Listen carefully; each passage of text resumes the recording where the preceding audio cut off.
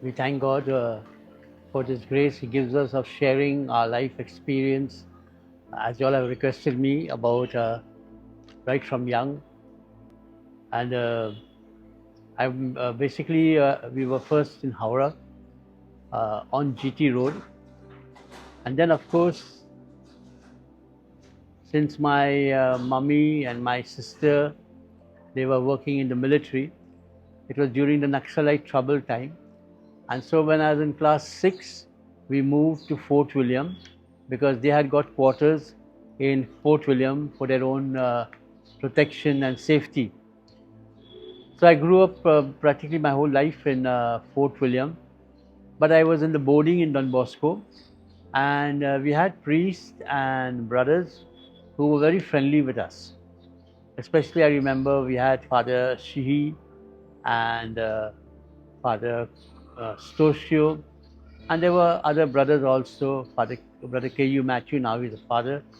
They were they befriended us a lot, and so we often thought of why can't we be like them also, and then do the work that they are doing.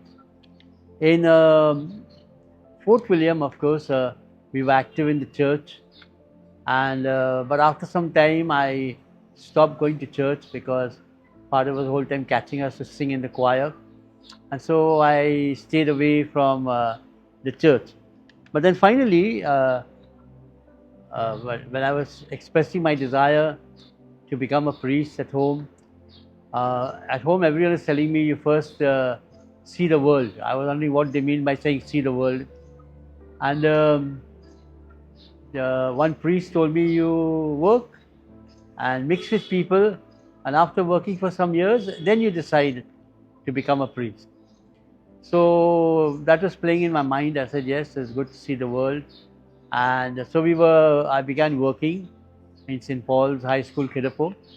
Then in that time also, while working, we had our girlfriends. We were going for dances. And then slowly I drifted away from the church because on the 31st December, we were going for the military dance, the Ordnance Club dance. And 24th also, we were going for the Institute dance.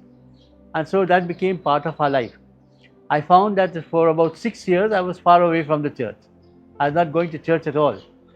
But in my mind, I was always saying if I have to make up my mind finally between marriage and between my future, I was always thinking of becoming a priest. My mummy, she made me since she was in the army and she knew a lot of military, had a lot of military influence. So I had given the interview in the Calcutta Police as a sergeant. I got through it because it was very easy to get through. And but then I told my mummy, I said, see, I won't be happy over there. Then of course, since my whole family was in the military, my brothers and all, I gave the officers training course. I got through that also. My warrant came for me to go to Tamram. They have the officers training course there. I went out with my friends the last night, had a good time, and drank and all, and came back. And my mummy was very angry. Said, even in the last day, you have come back drunk. Then I got irritated. I said, but I never told you it's my last day. I'm not going to go. Who told you I'm going? And my mummy was very upset. Then my daddy said, let him be now. Tomorrow morning we'll talk. The next morning I told my mummy, see, I can go and join the army, but I won't be a happy man. So what you want to do? I said, I want to be a priest. I want to help young boys. I want to be in that line. And so after 6 months, then they told me, you better make up your mind finally. And after 6 months, I approached my parish priest in Fort William, and I told him I want to be a priest, and he got shocked. He said, "You want to be a priest?" So I said, "Yeah." Anyway, I went to meet the Cardinal. That time Cardinal Picachy was there, and I told him also. I saw my parish priest was taking no interest, so he told me, he said, "You fill the form." So he gave me one form. I filled the form nicely, and I went back to give it to him. He said, "You know, your parish priest has to sign this form." I said, my parish priest, I told him, but he's not interested. He said, anyway, you give him this form to sign. So I gave my parish priest the form, and then he asked me so many questions from where you got the form and why you never asked me all that. Anyway, he told me I'll give the form myself to the Cardinal. When I went back after a week, Cardinal said, no, I haven't got your form. Anyway, in the end, they went to the parish priest. He sent someone and got the form. On my form, right at the bottom, the parish priest wrote, "Not at all fit to be a priest." So Cardinal told me, "Is your parish priest upset with you, or did you have a fight?" I said, "No." I said, "I don't know." He said, "See, but someone has to sign your form. You know any priest close enough who will sign your form?" The only priests I knew were the Don Bosco fathers. Now, the Don Bosco fathers also wanted me to join the Salesian congregation. I said, if I go and ask them to sign, they'll tell me, no, you come and join us. Then downstairs, while I was waiting and thinking whom to catch, Bishop Allen the Lastic came. He told me, I heard you're going to join the seminary and you're still over here. No? I said, no, now I can't join. He said, why? So I said, my parish priest wrote, not at all fit to be a priest. He said, give it over here. And I went to his office. He told me, what's the problem? I said, I don't know. It's any girl problem? I said, no, I don't think any girl problem. But I was feeling frightened to tell him that I'm not going to church. Anyway, he signed it, recommended and all that. I went up to Cardinal again and he told me, he said, so fast you got it signed? I said, yes. He said, who signed? I said, Bishop Allen signed. He said, okay, come, Jesus got something for you. That was the first time I realized that God is helping. And these very words of Jesus got something for you was stuck in my mind. Then, of course, I moved to seminary. I found a very strange place. But I entered and I said, this is the way I have to go through for the training. And I began my training in Barrackpore, Morning Star Barrackpore. Since already I had, I knew English well. I already was a teacher. So the Cardinal was telling me, you will have to do a minor seminary course. So I said, minor seminary for what? He said, no, you see, you have to learn English. I said, but English I know. I've been teaching English. He said, no, you have to go to a spirituality course. I said, at this age, what spirituality? I'm 26 years old. So then I told him, I said, then I think I won't carry on. I'll go back. He said, but you said you want to be a priest and all. Yeah, I'll be a priest. I said, but I'll be some other priest. He said, which priest? I said, Don Bosco fathers, I filled my form already. So I'll go and join there. They said, no, minor seminary. He said, no, don't go back over there. You come. And so I entered without any minor seminary. I did just the 3-year philosophy course. Again, I noticed Jesus made one way out for me from this minor seminary and spirituality.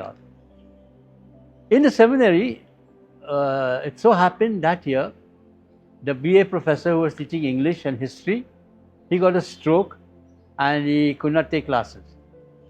The rector, that time was from Bishop Alphonse D'Souza, he was our rector. He called me and told me, you got 6 years teaching experience. English is your mother tongue. You take the English classes. I said, how can I take English classes? Yes, you already finished. I had done my BCom already from St. Xavier's. He said, you can take the classes. And so, once again, I noticed that I am not a seminarian, but I'm more like a teacher here. God has made me like a professor. And so, that also went to 3 years, went very fast. And again, Cardinal called me and told me, we have what we call a practical training of 2 years. He said, there'll be no practical training. You go to minor seminary as the minister and treasurer of the house. I got surprised. I was prepared that I'll be sent somewhere to some village or something for practical training. In all these things, I was seeing God's hand accompanying me and making things easier. After my practical training of 1 year, I called it a practical training. It was actually, I was on the staff over there as the minister and treasurer of the house. And after that, I came back to Barrackpore again for my theology. Normally, theology goes for 4 years, and you have 3 years, and then 1 year again a pastoral course. After my 3 years of theology, there was some trouble in Boys Town in Gangarampur. Archbishop Henry called me out and said, you bring your clothes and come for 1 week. I went with my clothes for 1 week, and that one week went to one year. And then we managed to bring things under control. That was a very good training for me there. And I was getting worried. Many came and told me, see, you have not done your last year pastoral course. Your ordination will be postponed. You better be careful. So I asked Archbishop Henry. He said, what better pastoral course you want than being in Boys Town? It's full of practical training, full of pastoral course. So again I saw normally the course takes about 12 years. The whole thing came to just 6 years. And then I was ordained since uh, as a young boy I was in Hara. They decided to have my ordination in Hara. Ordination, actually, Archbishop Henry said, you get ready, print your card. I wanted it on the 19th of March, Feast of St. Joseph. And he said, all right, printed my cards. And I went to give the first card to Cardinal, since he's the head over there. And he got shocked. He said, but who told you that is on the 19th of March? I said, no, Archbishop Henry said he'll ordain. No, I will ordain you. This will be my last ordination. So I had to reprint the whole cards again. I was getting very frightened of all that was happening. And anyway, for my ordination, Cardinal came. I was fortunate that Archbishop Henry also came. And then Bishop Eric Benjamin of Darjeeling, he liked me very much. Of course, he wanted me to join Darjeeling. He heard that I was being ordained. He was in Hara station that day, and he came to the church, Hara church. And he said, you didn't call me, but I have come. And then, of course, to crown it all, Mother Teresa, whom I had invited, they just gave the card. I thought she's a busy person, she won't come.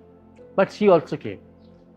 And that was a real blessing. I still consider that as a real blessing of God. And God really showing me that He wants me. I was always taking all these signs that the Lord wants me, right from when Cardinal said, come, Jesus got something for you. Then passing all those hurdles of the seminary and not having to go for the language course and all that. I took all that as Jesus showing me that He wants me and He has got something in store. As Cardinal said, Jesus has something for you. Then, of course, in the seminary, my experience was a nice experience. First I thought it would be a long training, but slowly I saw it as being reduced and reduced. So I found it very nice, and even that I was able to teach. My first 3 years in the seminary was like a honeymoon. The rector liked me very much. He considered me as someone very special, and since I was a vocation from Calcutta, so he treasured it a lot. And then, of course, he gave me a lot of responsibility by way of teaching and all. After my 1 year break and I came back, the theology was tough. There were a lot of jealousy and a lot of people wondering why I should be considered special. So those kind of things were there. But I considered it good that the Lord takes us through times which are nice and times which are not so nice. And that also passed off. See, for me, there was no turning point as such in my life as a seminarian or even as a priest. I lived the life that was given to me. I enjoyed the life, and wherever I was sent, I tried to do that work. I never fixed that I have to live like this or I have to live like that. And my basic inclination was towards helping young boys, which right from the beginning of my training, I tried that only. Then, of course, after my ordination, I tried it much more. I became a little more independent, and I found that led me through in a very nice way. My ordination, as I told you, there was nothing planned, but everything just worked with Cardinal coming and Archbishop Henry and Mother Teresa and Bishop Eric. And then also for my first Mass, I didn't think of any bishop coming, but then Cardinal asked Archbishop Henry. I had decided to say my first Mass or Thanksgiving Mass at Boys Town. Everyone was wanting me to say it in Hara or in some other church, but I decided in Boys Town since I had worked there. And it was Cardinal asked Archbishop Henry to be present there for my Thanksgiving Mass, and he was there. That was again a privilege that I had. If you ask me what was it that touched me very much, in my life as a priest, wherever I've been, I tried to make that a kind of a home for myself. I remember in my third year theology when I was planning to leave, and I went to mother house to pray to kind of discern properly. And some of the sisters might have went and told mother that Orsan is in the chapel praying. And mother came and asked me, "What is it that's troubling you?" I said nothing. I said, "Now what to tell her?" And so she, to cut the story short, she told me, "Let's see what Jesus says." And then she told me, "See, the first thing is, wherever you are sent, you must love the place. Once you love the place, you will like the people. Once you like the people, things become easy." Then she said that was her example, her life example, and that's how she's enjoyed being a nun and being a priest. I mean, being as a missionary of charity. I have to tell you also that's what I enjoyed as a priest. I've been sent to different places, sent to places where I never knew the language, but by the very fact that you like the place, you begin liking the people, you begin mingling with the people, you might not know the language perfectly. You don't need the language. The best language, mother told me, was the language of your eyes, the language of your behavior. People come to know you love them or you don't like them. And I follow that also. Wherever you go, there are small things, simple things that you can do, and people know that this man, he has interest, or this man, he has no interest. So every place you go to, you'll find these examples of people coming and reassuring what you're doing. Like how Cardinal told me, "Come, Jesus got something for you." I think in every place, God will send someone to tell you that what you're doing is nice, or what you're doing is good. You don't need a big write-up about anything, but simple, ordinary things where people come and reaffirm that Jesus is happy with what you're doing. In my understanding of priesthood, if you ask me, right from 1986 when I was ordained, that time I was a little more rigid. I was a bit fixated in whatever I was doing. But slowly over the years, I began to understand the Lord as more merciful and more compassionate. That we can't be so judgmental with people. We can't just tell people, "Okay, this is not for you and that is for you." Once you understand that the Lord is merciful, the Lord is compassionate, the Lord is loving. For me in my life, I've been seeing Jesus as a friend. And once you see Jesus as a friend, then you begin to understand His love, His mercy, His compassion. And in your relationship with others, the same thing comes out. That you are not going to be beforehand telling people you will go to hell and you will go to heaven. But you understand that the Lord has come for all of us, and He is merciful and He is compassionate to all of us. We're talking about fulfilling moments in my priesthood, if you ask me. I think one of the most fulfilling moments has been the ministry that I've enjoyed. I've enjoyed saying Mass. I like to say Mass. In the beginning, I didn't like Mass, but over the years, I've seen that the Mass has become more meaningful. If you say it with, not I'm saying with devotion, but you say it meaningfully. Each word that you're able to express, each word that you're able to understand, then the Mass, the Eucharist, becomes something very meaningful in our own personal life. Then, of course, surely my stay in Rome. I was hardly 1.5 years a priest, and Archbishop Henry told me, "You make your passport." And many were saying, "He's a boy from Calcutta. He'll go to Rome. He won't come back. He'll find some girl over there." In fact, my mother told me, "Make sure you don't find Miss Right." When I came back, I said, "I found all the Miss Wrongs over there." So, but I was very grateful that Archbishop Henry had so much of trust and confidence in a person like me and sent me to Rome. Rome, of course, we were all busy studying, but I was feeling very suffocated in the beginning. And so I told my rector I would like to go and do some ministry. In the beginning, he sent me to the military base to hear confessions. I never understood what they were telling me. But I absolved, and what little what little Italian I knew. And then, of course, they would give me a lot of gifts, but I was not happy.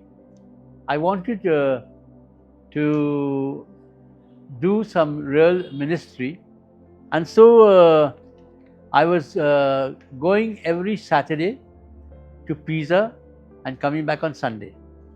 So I was going there. I liked that place, that parish where I was going, because that priest was also interested in youth.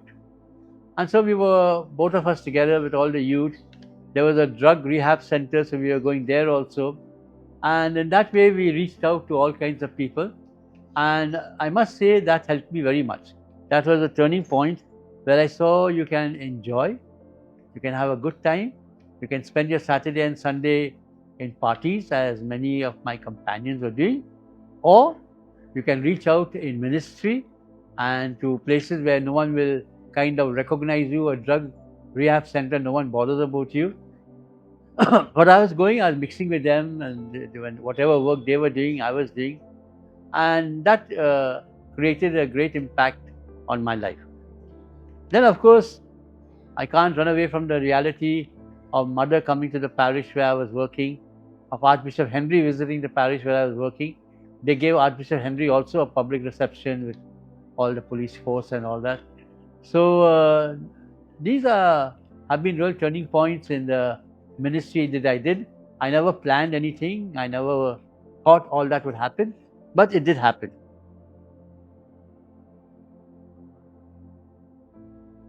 See, about talking about challenges and overcoming challenges, I always like to think once when I was asked to go to a place, when Bishop was asking me for a transfer, and he told me this place is a very troublesome place. I don't know, just came out from my mouth. I told the Bishop, I said, the priests are troublesome. The place is good. And I have to say, I have to confess this. We make challenges for ourselves. People of God everywhere, they are nice. They've got their problems, they've got their difficulties, they've got their hardships. As a priest, just one signature can change the life of a person. I know I was secretary of a school, and I knew that there were Catholic boys there paying 800 rupees and 1000 rupees fees. And when they made me secretary, I asked the Catholic boys to bring their fee book. I made it 200. The Catholic boys' parents, they were so nice. They came running to me and said, Father, you are doing this, we'll be in trouble. I said, no trouble. Your fees is 200, because that boy's mother was working as a maid servant. She's earning hardly 3,000 and paying 1,000 to the school. I said, your fees is 200, don't get worried. Whatever trouble happens, that I will face. And there was no trouble. I often tell our priests, I say, just your one signature and your will to do good. Sending people to Vellore, just our one signature. When I send people to Vellore, I send Hindus, I send Muslims, and I send our Christians also. For the Hindus and the Muslim in your whole area, in 1 year, you might recommend one person. But the people in the area, they come to know. Our messengers of good news are these people. That one signature you gave, where the person goes to Vellore, might not get cured. But at Vellore, when they go, they tell them, don't waste your money. He will die within 6 months. They're so grateful that here the doctors will go on taking money, and there in a Christian hospital, they told them clearly that don't waste your money. And they all begin respecting you. Sometimes I feel that we are a bit petty, we priests. And so if you are able to get over it, I'm happy because I managed to get over that. And I like to recommend. For our Catholic boys, of course, I'm a bit firm. I tell them, no, you must come to church. Why are you not coming to church? Why isn't your church support paid? These are just formalities that you go through. But all the office staff, they know. After all that I say, in the end, I will say, bring the letter, I sign, and okay, go ahead. Just our one signature as a priest. If you are able to understand that, then I don't think we have many of these obstacles that we will face, many of these what we call so-called challenges that we will face. You can make something very normal, or you can make something very bad and very big and all that. But I prefer to understand that we ourselves, as young boys, went through all that state, those stages. When people fail, I keep thinking that I failed 3 times in school. I don't feel ashamed to say it. I failed not because I didn't want to study, because of our situation in the house. Our houses are small. We might have just 2 rooms. We had 2 rooms. Then when we came to Fort William, we had very big rooms. We had to fill our water from down. Came to Fort William, we had 24 hours water flowing. And so, but others are going through that. When I was in St. Teresa's, I would worry the boys and say, you have 2-storied building. They say, how, father? One under the takta post and one on top of the takta post.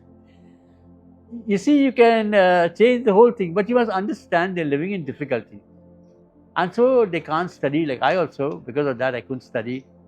Then also that affects your education. You fail. You're failing not because you don't want to study. I feel very hurt when I hear some of us saying, oh, you Christians, you all don't study, you all don't want to study, no use helping, you know. That's sad. Once I had to tell a priest, I hope you realize you're a Christian priest. They say, you Christian, you're a Christian priest. And so we must be able to help them. I like to think of the idea, whenever I was able to do it, that our Christians are able to enter our schools with their heads lifted high. It's my school. I don't have to worry about my fees. I don't have to worry about my books. I don't have to worry about my uniform. That the school will take care of everything. That's how we grew close to the church. The priest made us realize that we had nothing to worry. Everything was taken care of. And so once you're able to get that confidence, then of course you got nothing to worry at all.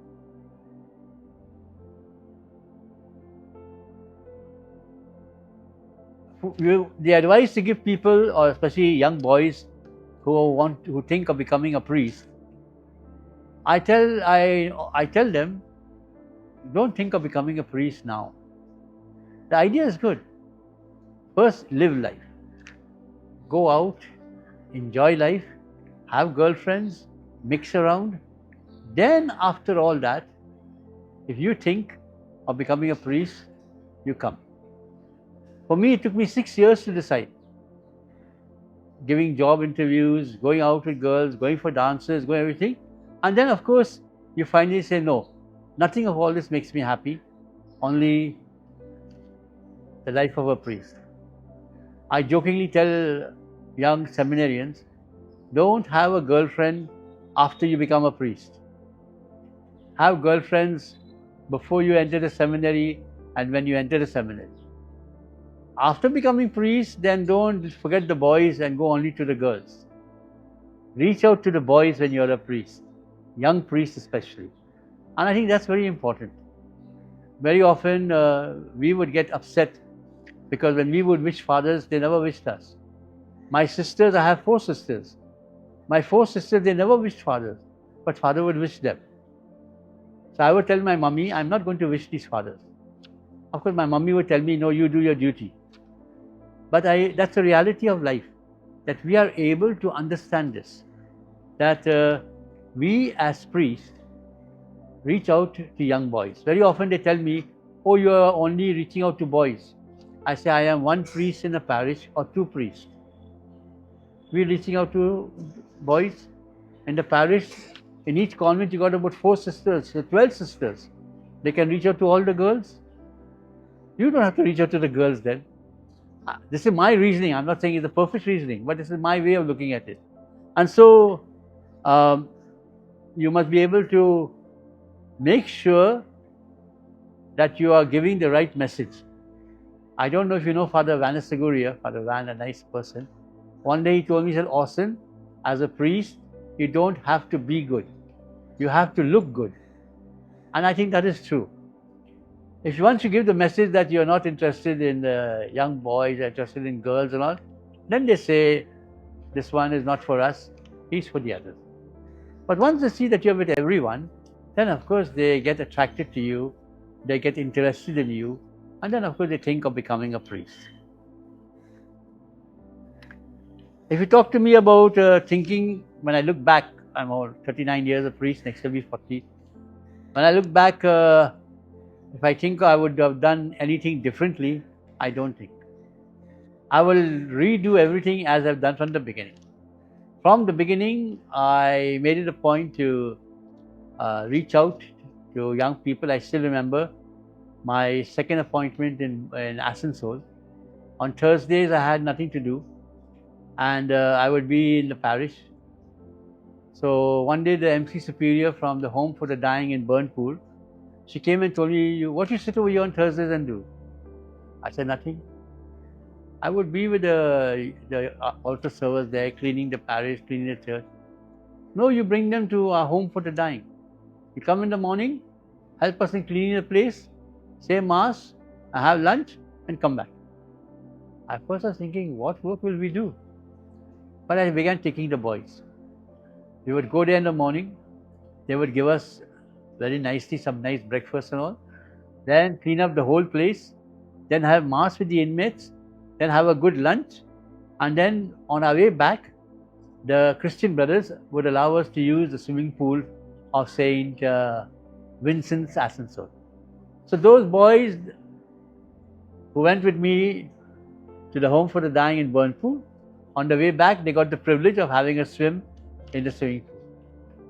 And so you have to see there's no one fixed way in which you will have to do things.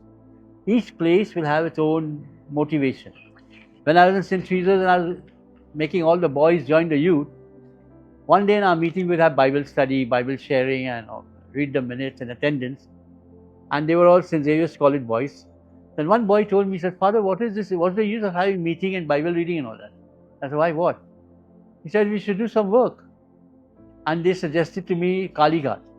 I didn't want to go to Kalighat. Then I said, "Okay, we'll do in Premdan." And then of course first I didn't want to go to Premdan either. But then slowly we began going to Premdan. Not my initiative, the initiative of the boys. We began going to Premdan every Thursday. On our way back, one of the boys said, "Since we're doing Mother's work, why don't we visit Mother House?" We would walk past Mother House. We began going to Mother House and saying a short prayer in Mother's tomb. See, these things evolve. You can't say, "Oh, I will do it in this way or in that way." There's no one fixed way. Or there's no such thing as doing it differently. The situation and the place will make you think of different ways where you are able to reach out differently. And so I have never regretted whatever I've done in any place. I've been happy. And depending on the place you go to, like in Burnpur was the Home for the Dying. St. Teresa's and Park Circus was Kalighat and also in Picnic Garden. In Italy, it was in the drug addict center, spending the time over there. Beginning, I didn't like it at all. But then I began, there you're not considered a priest. The drug addicts will not consider you a priest. And you have to be like them and work like them. It was good. That was another training. And so each place will give you its own training and its own speciality. See, the thing that keeps me going, as it were, is a basic spirituality that you have. If you ask me, I don't I'm not one for long novenas and long prayers. I have the basic spirituality that I got from my house. Morning you get up, make the sign of the cross. You ask the Lord's blessings on everyone you know. You say the guardian angel prayer. You say the memorare. You ask our Blessed Mother to take care of you. So these are the basic things that keep me going. And again at night also, the same prayer, where you ask the guardian angel to protect you at night. And again, these are my basic things that have kept me going. And then if you ask me to sum up in one sentence, what does being a priest mean? I think it is let Jesus use you. When Mother came for my ordination, she came up to me at the end and she just gave me a small statue and she gave me a picture and she said, Let Jesus use you. And that's been my motivation.